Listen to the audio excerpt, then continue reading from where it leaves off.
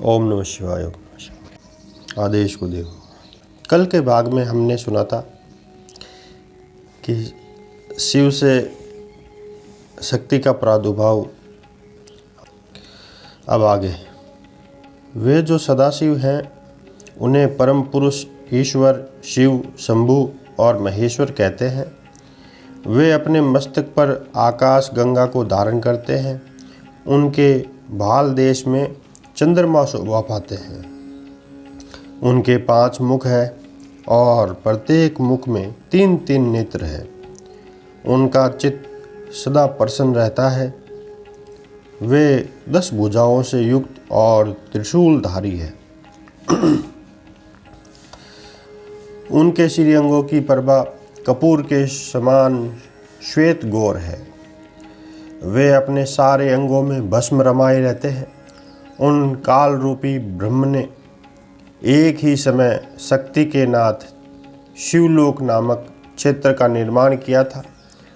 उस उत्तम क्षेत्र को ही काशी कहते हैं।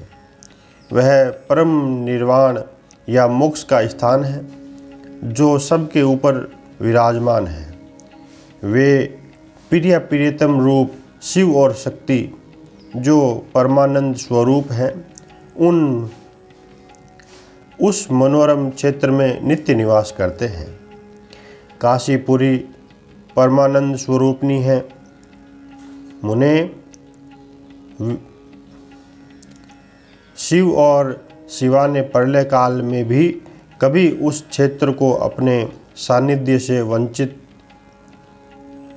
मुक्त नहीं किया है। इसलिए विद्वान पुरुष उसे अविमुक्त क्षेत्र के नाम से भी जानते हैं। वह क्षेत्र आनंद का हेतु है।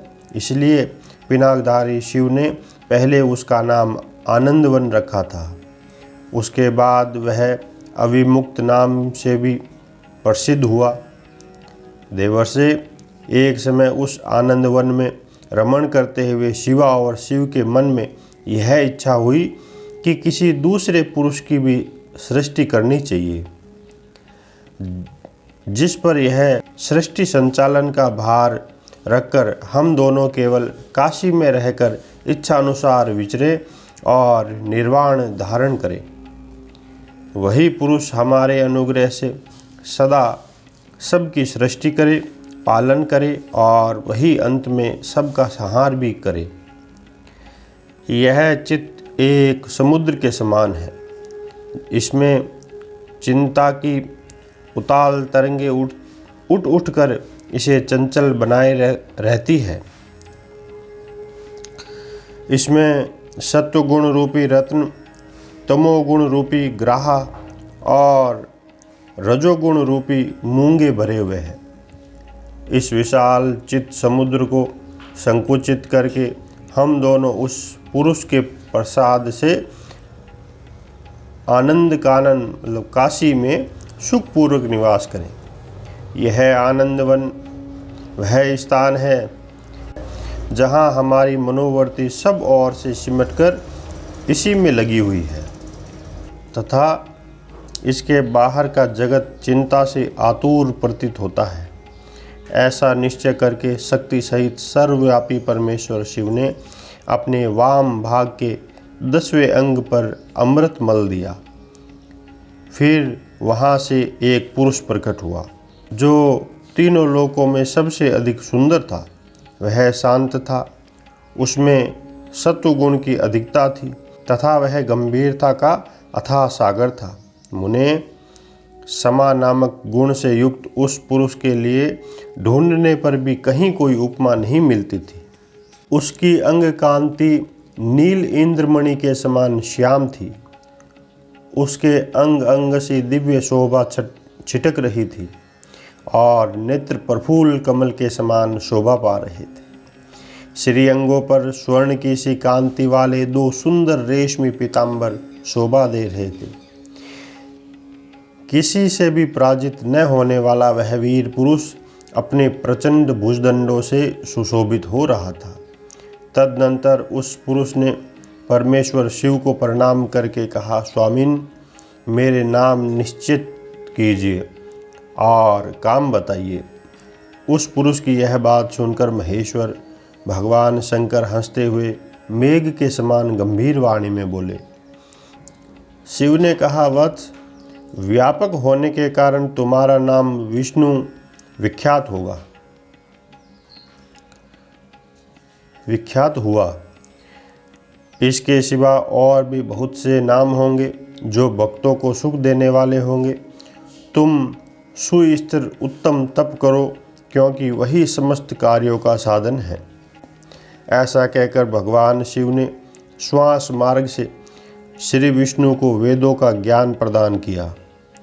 तदनंतर अपनी महिमा से कभी च्युत न होने वाले श्री हरि भगवान शिव को प्रणाम करके बड़ी भारी तपस्या करने लगे और शक्ति सहित परमेश्वर शिव भी पार्षद गणों के साथ वहाँ से अदृश्य हो गए। भगवान विष्णु ने सुदीर्घ काल तक बड़ी कठोर तपस्या की।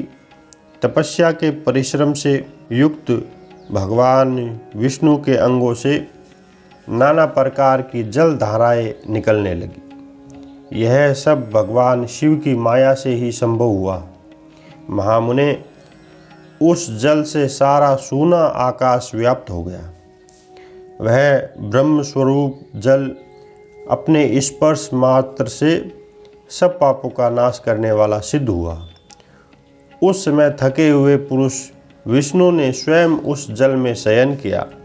वे दीर्घ काल तक बड़ी प्रसन्नता के साथ उसमें रहे। नार अर्थात जल में शयन करने के कारण ही उनका नाम नारायण हुआ। यह श्रुति सम्मत है। उस समय उन परम पुरुष नारायण के सिवा दूसरी कोई प्राकृत वस्तु नहीं थी।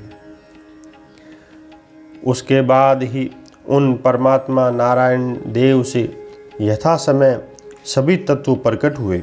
महामते विद्वन, मैं उन तत्वों की उत्पत्ति का प्रकार बता रहा हूँ, सुनो। प्रकृति से महत्तत्व प्रकट हुआ और महत्तत्व से तीनों गुण। इन गुणों के भेद से ही त्रिविध अहंकार की उत्पत्ति हुई। अहंकार से 5 तन्मात्राएं हुई और उन तन्मात्राओं से 5 भूत प्रकट हुए। उसी समय ज्ञानेंद्रियों और कामेंद्रियों का भी प्रादुर्भाव हुआ। मुनिश्रेष्ठ, इस प्रकार मैंने तुम्हें तत्वों की संख्या बताई है। इनमें से पुरुष को छोड़कर शेष सारे तत्व प्रकृति से प्रकट हुए हैं। इसलिए सब के सब जड़ हैं। तत्वों की संख्या 24 है। उस समय एकाकार हुए 24 तत्वों को ग्रहण करके वे परम पुरुष नारायण भगवान शिव की इच्छा से ब्रह्म रूप जल में सो गए। बोले भोलेनाथ शिव शंभू प्रभु की जय। माता पार्वती मैया की जय।